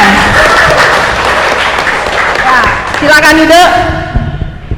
Jadi saya mohon perhatiannya, karena menurut saya kalau ada yang berprofesi sekarang sebagai calon pengacara atau sudah pengacara membidangi hukum, saya rasa mungkin nanti beberapa contoh-contoh yang saya sampaikan menjadi pengalaman ketika saya bertugas membidangi penangkapan-penangkapan di beberapa kasus narkoba. Ya. Jadi pendekatan saya bukan keilmuan, ya, bukan bidang kesehatan, tetapi berdasarkan pengalaman tugas. Ya, pengalaman tugas. Kebetulan saya ketika di Polda Bali, saya 3 tahun di Direktorat Narkoba. Ya. Pernah juga sekolah ke Thailand, mengambil bidang airport program, ya. Airport program kaitan dengan pengiriman lewat jalur bandara. Ya. Ketika itu saya Kapolsek di KP3 Udara Ngurah Rai. Kebetulan beberapa kali kita melakukan penangkapan dengan modus ditempel di badan, ditempel di bagasi, ya, ada papan surfing dan seterusnya. Ya. Kemudian terakhir mungkin karena pengalaman tugas dan punya kesempatan belajar ke Thailand, saya ditarik oleh Bapak Petrus Golose ke BNN. Sebetulnya sudah nggak mau, udah capek keliling-keliling tugas, ya. Tapi karena seizin suami, ya, seizin suami, maka saya berangkat saja ke Jakarta untuk mendapatkan kenaikan pangkat Kombes dengan jabatan Kasubdit Linjamas. Tepuk tangan untuk semua. Lanjut, saya berbicara di sini ada 3 dasar hukumnya. Ya. Pertama adalah tentu Undang-Undang 35 2009. Kemudian di balik undang-undang itu ada peraturan pemerintah. Ya. Yang ketiga ini adalah yang mau mengharapkan atau menjadi dasar saya berbicara di hadapan teman-teman semua, ya. Bapak Ibu semua. Karena di balik instruksi ini, baik instansi pemerintah, swasta, lingkungan kerja, dan seterusnya diwajibkan untuk menindaklanjuti rencana aksi nasional di bidang P4JN tahun 2020 dan 2024. Jadi saya sangat tertarik, sangat mengapresiasi kepada Ketua Umum, Ketua Pelaksana atau Panitia terhadap organisasi apa tadi dia malangnya? Persada Simanjunta Sitelu Sadaina Dohot Boru. Tepuk tangan untuk semuanya. Kalau saya bicara pasti rame, ya, karena itu bagian dari ciri khas saya. Kenapa saya mengapresiasi? Karena saya sudah keliling Medan, sudah Batam, Banjarmasin, kemarin ke Palembang, terakhir Bali, ya. Karena itu dengan Bapak Edward Simanjunta selalu saya minta delay karena kita harus keliling ke beberapa daerah, ya, tugas di BNN seperti itu, untuk lebih memprioritaskan ke sana dalam rangka penanganan narkotika, ya, khususnya yang jalur dari pergeseran dari Aceh, ya. Jadi kalau berbicara tentang lingkungan swasta atau lingkungan masyarakat, maka organisasi ini adalah bagian dari sasaran kami melakukan sosialisasi kaitan dengan P4JN, ya. Karena itu saya merasa sangat terbantu kehadiran Ibu Dr. Ais di sini selaku profesi dekon dokter, dengan Ibu Wil sudah, ya, yang kebetulan hadir di sini secara tidak langsung, secara institusi BNN beliau membantu BNN dalam kapasitas keilmuannya, menginformasikan pada teman-teman tentang efek dari penyalahgunaan dan peredaran gelap narkoba. Ya, itu tepuk tangan untuk Bu Dr. Ais dengan Bu Wilda, supaya kita ngerti alurnya, ya. Berikutnya, kalau berbicara kepada undang-undang, ya, saya akan mensyaratkan atau lari langsung ke pasal 4 saja, yang tidak mengkupas undang-undang saya, ya. Kenapa? Karena di pasal 4 ini ada politik negara dalam menangani permasalahan narkoba, ya. Ada politik negara, ya, kalau mahasiswa mungkin agak sedikit harus tahu di situ. Pertama adalah bagaimana menjamin ketersediaan narkotika untuk kepentingan pelayanan kesehatan dan atau pengembangan ilmu pengetahuan dan teknologi. Jadi memang harus ada, ya. Jadi kalau kemarin saya kebetulan terlibat di dalam penyusunan peraturan Menteri Pendidikan Tinggi, Menteri Pendidikan, ya, saat ini sedang dirumuskan peraturan Menteri Pendidikan kaitan dengan P4JN. Kebetulan saya salah satu yang terlibat di dalamnya, maka kami sedang mengusulkan, ya, supaya di kalangan mahasiswa nanti sebagai masyarakat kampus itu diatur tentang P4JN ini. Kami sedang berproses, ya, dan mudah-mudahan teman-teman yang kalau masih ada yang kuliah di sini, kalau nanti peraturannya sudah turun, maka akan terlibat nanti sebagai objek saya rasa dari peraturan menteri itu. Kemudian berikutnya adalah mencegah, melindungi, menyelamatkan bangsa Indonesia dari penyalahgunaan narkotika. Ya, kata-kata penyalahgunaannya digarisbawahi, karena tadi Bu Dokter menyebut ada obat batuk. Kalau obat batuk digunakan untuk pengobatan, ketika teman-teman batuk, maka itu adalah dari sisi positif, pengobatan, dibenarkan dan seterusnya. Ya. Tetapi kalau beli obat batuk, jumlahnya banyak, diambil, ya, disuling efedrinnya, ya, ada kandungan kimia di balik obat batuk itu, efedrinnya ditambah titik-titik-titik, ya, saat tertentu dia akan menjadi sabu-sabu. Ya, itu yang harus dikenal oleh para mahasiswa. Karena itu, ya, teman-teman, keturunan Simanjuntak ini tidak boleh salah dalam hal menggunakan obat. Ya. Tepuk tangan untuk semuanya. Memberantas peredaran gelap narkotika dan prekursor narkotika.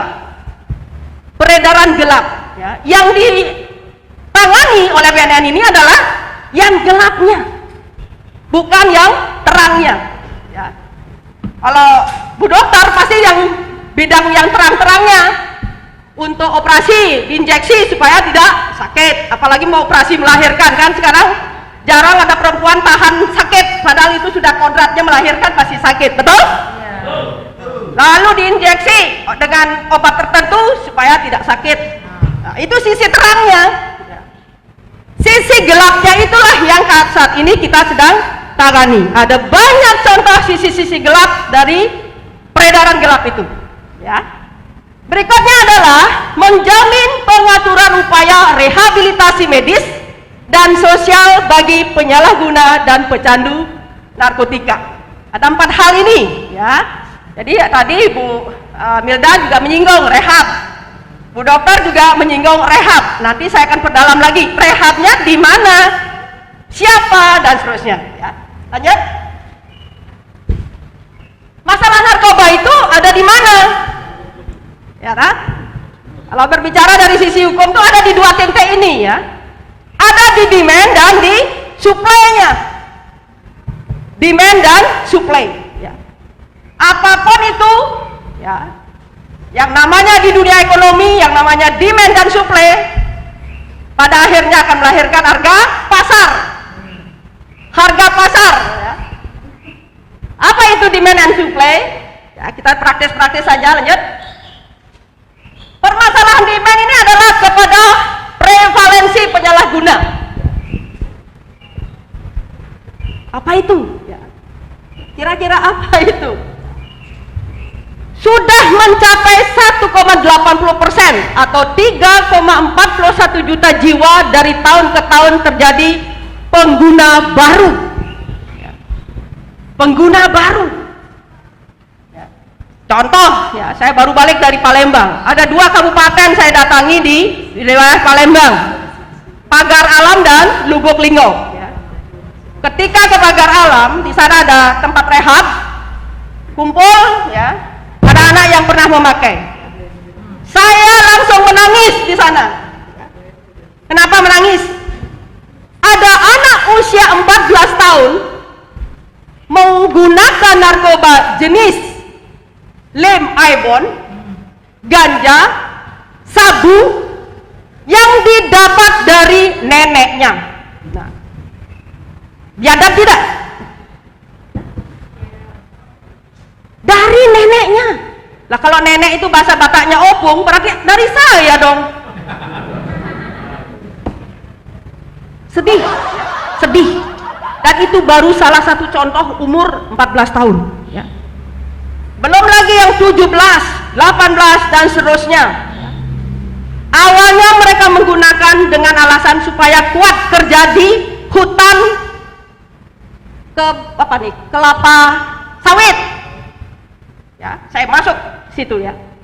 Lumayan, lewat jalur darat lumayan. Tapi saya hanya ingin cari pengalaman bahwa tugas di BNN ini saya harus cek lapangan langsung ya.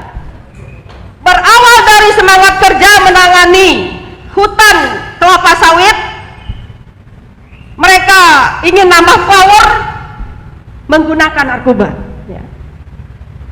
Dari mana datangnya ya? Ada yang lewat jalur Sumatera Utara, ada yang langsung motong kompas dari Malaysia dan seterusnya.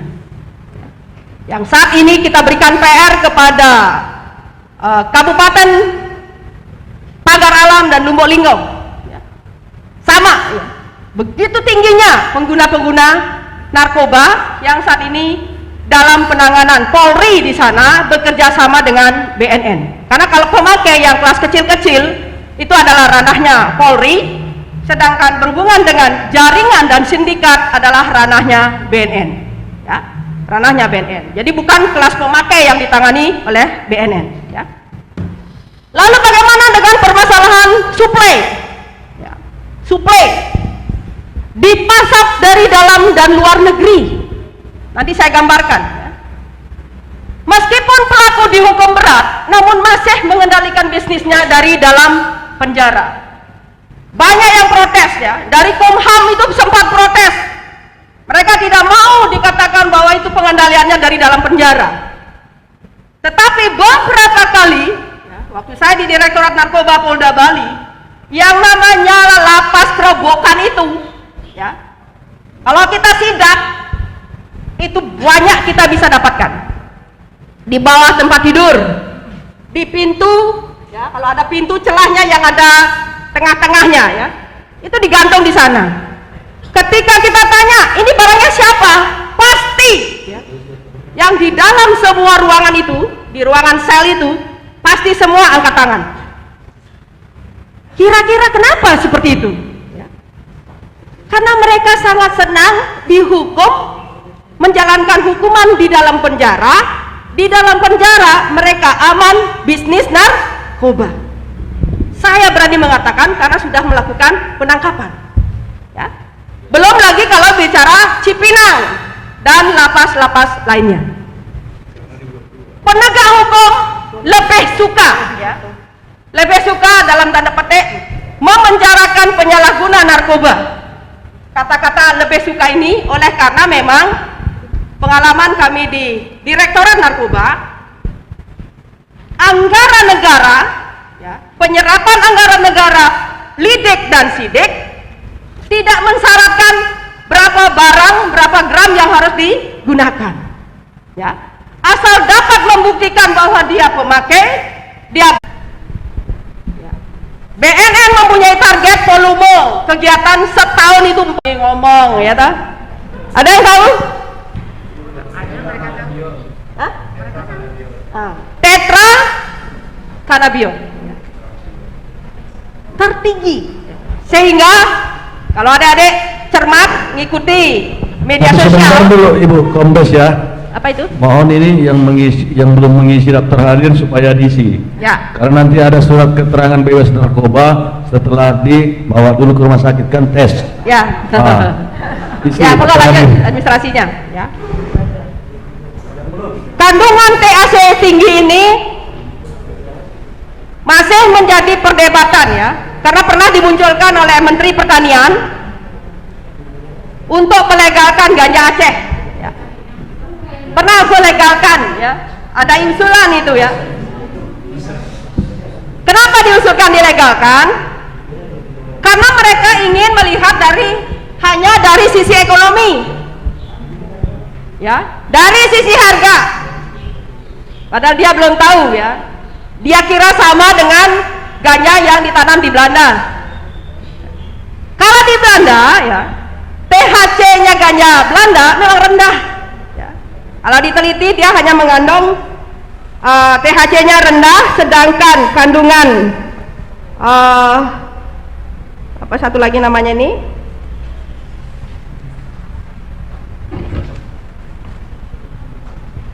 CBD-nya, ya, kanabinolnya itu rendah ya.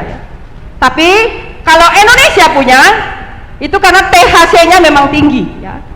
THC itulah yang menyebabkan efek yang dijelaskan tadi. Ya.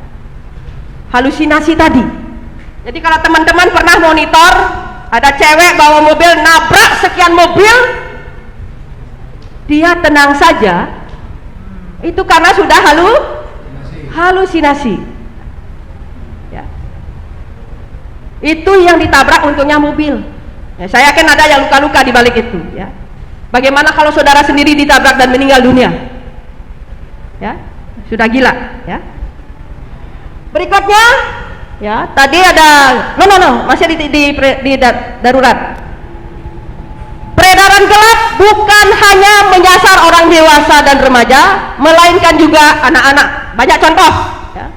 Banyak contoh. Tadi salah satu yang kita temukan memang langsung di Sumbaksel. Ada yang lewat permen, ya.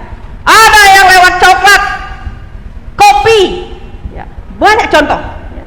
Karena mereka tidak bisa berhenti hanya di bentuk aslinya. Kalau tadi Bu Dr. Bilda mengatakan, tapi saya belum pernah melihat bentuknya. Yakinlah Bu Dokter akan susah melihat bentuknya. Ya. Karena dia selalu berkamuflase. Ya. Demografi yang sangat besar, ya, 255 juta jiwa menjadi pasar potensial di dalam peredaran gelap narkoba. Ya. Teman-teman yang ada di ruangan ini adalah sasaran mereka, adalah pasar bagi sindikat peredaran gelap narkoba. Karena itu, apakah saudara mau dijadikan sasaran? Silakan jawab masing-masing. Ya, masing-masing jawab. Ya. Kalau ada yang sudah coba-coba rokok, silakan jawab pada diri masing-masing. Ya. Sistem penegakan hukum yang belum mampu memberikan efek jera kepada penjahat narkoba. Ya. Nanti ini pasti kalau diskusi panjang lebar, tidak cukup 2 SKS, nggak cukup. Ya. Apalagi kalau berbicara dengan ahli-ahli hukum di sini, karena banyak ini virus dan jenisnya. Nanti angka-angkanya ada. Ya. Narkoba sebagai mesin pembunuh massal atau silent killer yang merusak manusia, terutama fungsi kerja otak, fisik dan emosinya. Ya. Bu Dokter sudah jelaskan tadi. Ya. Tapi penekanan saya adalah yang diserang itu singkatnya adalah otak. Adik-adik apapun jenis yang kau gunakan, yang dicari oleh barang haram ini adalah otakmu. Yang kami pelajari, kami dapat di dalam otak itu ada sel sus. Ya. Singkatnya begitu, ya. Karena kalau bicara bahasa-bahasa agak susah gitu, ya. Begitu kabel-kabel di otak saudara itu dirubah, ya, diputus lalu dirubah, maka akan terjadi konslet. Konslet, berbagai macam bentuk konsletingnya itu. Ya.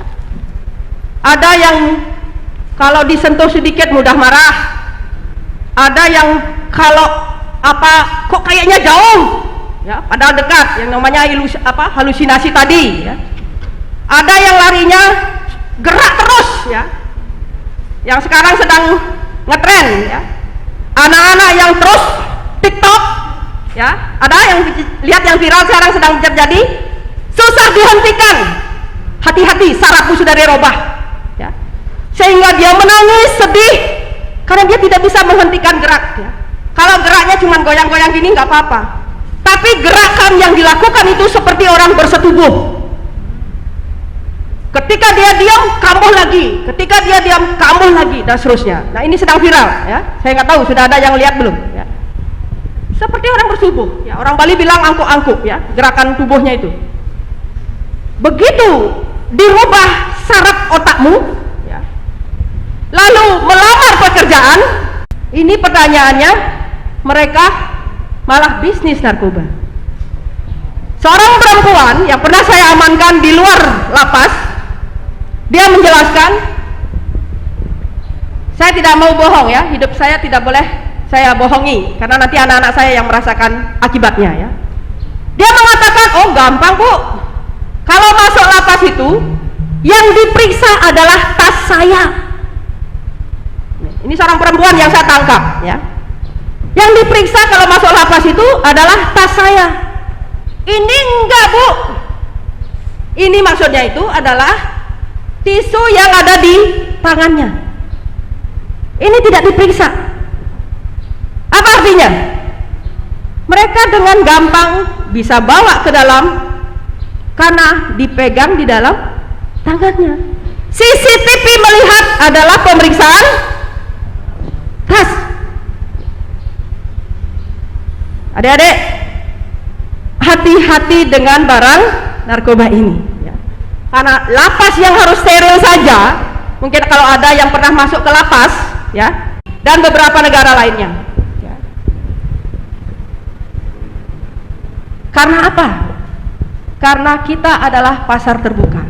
Saya sering mengingatkan kepada aset bangsa ini ya, para pemuda, apalagi penerus-penerus marga Simanjuntak ini. Saya mengingatkan sering kepada anak saya, karena bagaimanapun kamu meneruskan mardauk ayahmu, jangan sampai salah di sini. Kenapa? Sekian negara di dunia ya menyasar negara kita ya. Dia ingin sekali hancur lewat narkoba ini. Dia ingin sekali para pemudanya dulu yang dikorbankan, dihancurkan untuk menghancurkan negara kita dengan gratis dulu ya. Dengan apa, lewat jalur pertemanan dulu dan seterusnya ya. Mari kita lihat perbandingan harganya ya. Kalau ingin berbisnis narkoba silakan ya. Ada yang tertarik? Kalau di Tiongkok itu per gramnya 20.000. Lihat harganya. Ini bukan harga main-main, bukan kemauannya Wayan Sri, bukan ya. Kalau di mana itu? Iran. No, balik lagi. 50.000 per gram. Lalu pertanyaannya, di Indonesia berapa? 1 gram harga terendah 1,5 juta rupiah. Modalnya cukup 50.000, udah untung 1.450.000. Itu kalau 1,5 juta lakunya. Kalau seret barang tidak masuk lagi negara luar, itu bisa 2 juta, 2,5 juta. Baru 1 gram. Kalau 1 kilo, berapa duit masuk coba? Nggak usah jadi dokter. Nggak usah jadi dokter, katanya dokter Ais, coba. Gila kan? Seperti itu mereka melihat negara kita, teman-teman. Begitu mereka melihat negara kita. Akankah saudara mau coba-coba lagi? Ini struktur pasarnya seperti ini ya. Turun, keluar, itu seperti orang gila kita. Pasti ketawa ya. Karena nggak gampang. Dari negaranya mereka nerima sekian dolar, membawa ke negara kita lewat ditelan di dalam perutnya. Itu selisihnya hanya berapa jam, harus segera keluar di sini. Kalau tidak terekam, saudara bisa bayangkan berapa duit itu yang dia dapat, karena satu kapsul itu bisa 2-3 gram. Di penjara, ini salah satu contoh aja ya, pasalnya banyak ya. 4 sampai dengan 12 tahun, dendanya 800 juta sampai dengan 8 miliar, pasalnya 111 ayat 1. Coba. Kalau harganya segitu, siapapun saya yakin bisa ya, mau membayar nyogok supaya saudara bebas. Kenapa? Karena dendanya seperti itu, lebih bagus dimain di bawah permukaan. Dan itu godaan setan luar biasa. Kalau kita mau jujur ya, saya ini pernah dicoba-coba. Kalau kita bawa duit ya, mau main di bawah meja. Kalau kita tidak punya iman, di situ godaan luar biasa.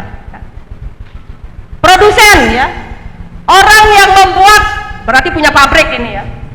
Narkoba di penjara 5 sampai dengan 15 tahun, dendanya 1 miliar sampai dengan 10 miliar. Itu ada pasal-pasalnya. Semua sudah diatur ya. ada kurirnya, ada pemakai dan seterusnya. Nah, ini yang sudah coba-coba, ya. Jangan diteruskan, tetapi sudah ada rasa ketergantungan, saya himbau untuk dilakukan rehabilitasi. Silakan lapor ke BNN atau di kantor kepolisian terdekat supaya saudara bisa direhabilitasi. Ya. Karena itu adalah kewajiban kami mengingatkan, ya, jangan nunggu ditangkap. Berikutnya, kalau dari aspek hukum, ya, di luar yang tadi, hal-hal yang apa saja yang membuat terjerat hukum narkoba, itu ada pasalnya. Ya. Ada pasal menjual, menguasai, menyimpan, membantu menyimpan, dititip, menyembunyikan, menanam, dan tidak melaporkan. Ya. Itu ada pasal-pasalnya, kami sudah mulai mencoba, saudara jauhi dan sarankan mereka untuk segera melaporkan diri. Berikut. Langsung aja selesaikan itu. Banyak untuk TW1 2021, ini data ya. Mari kita lihat yang tertinggi.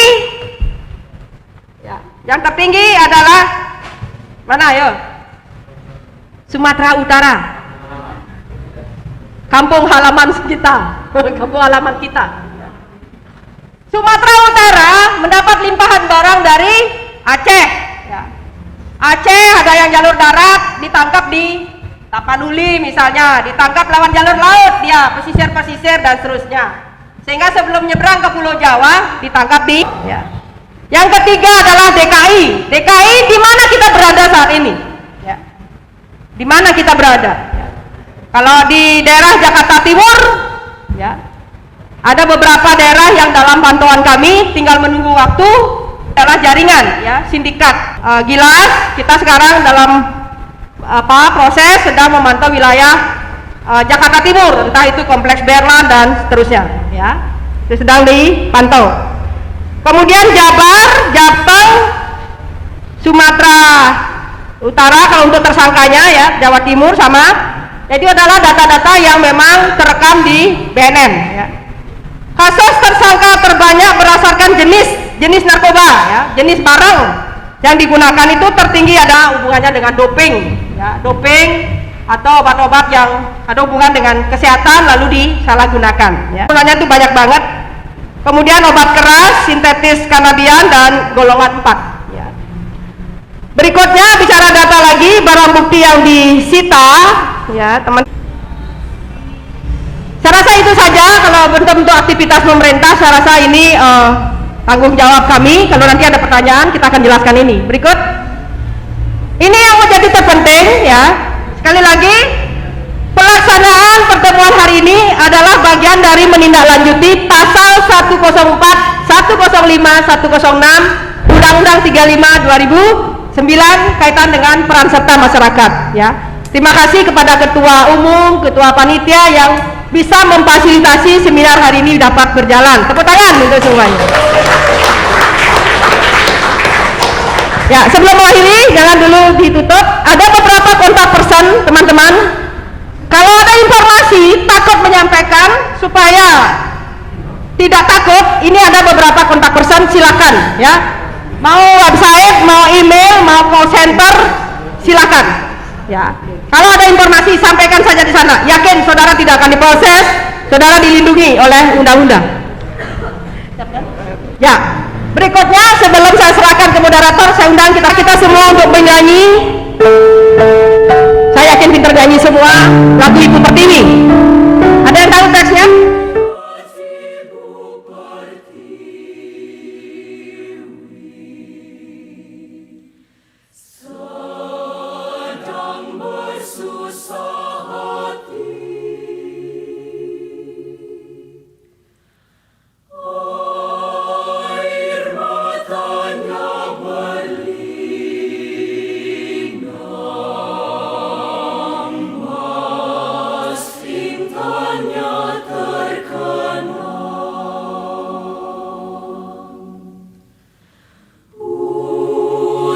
Gunung, sawah, laut,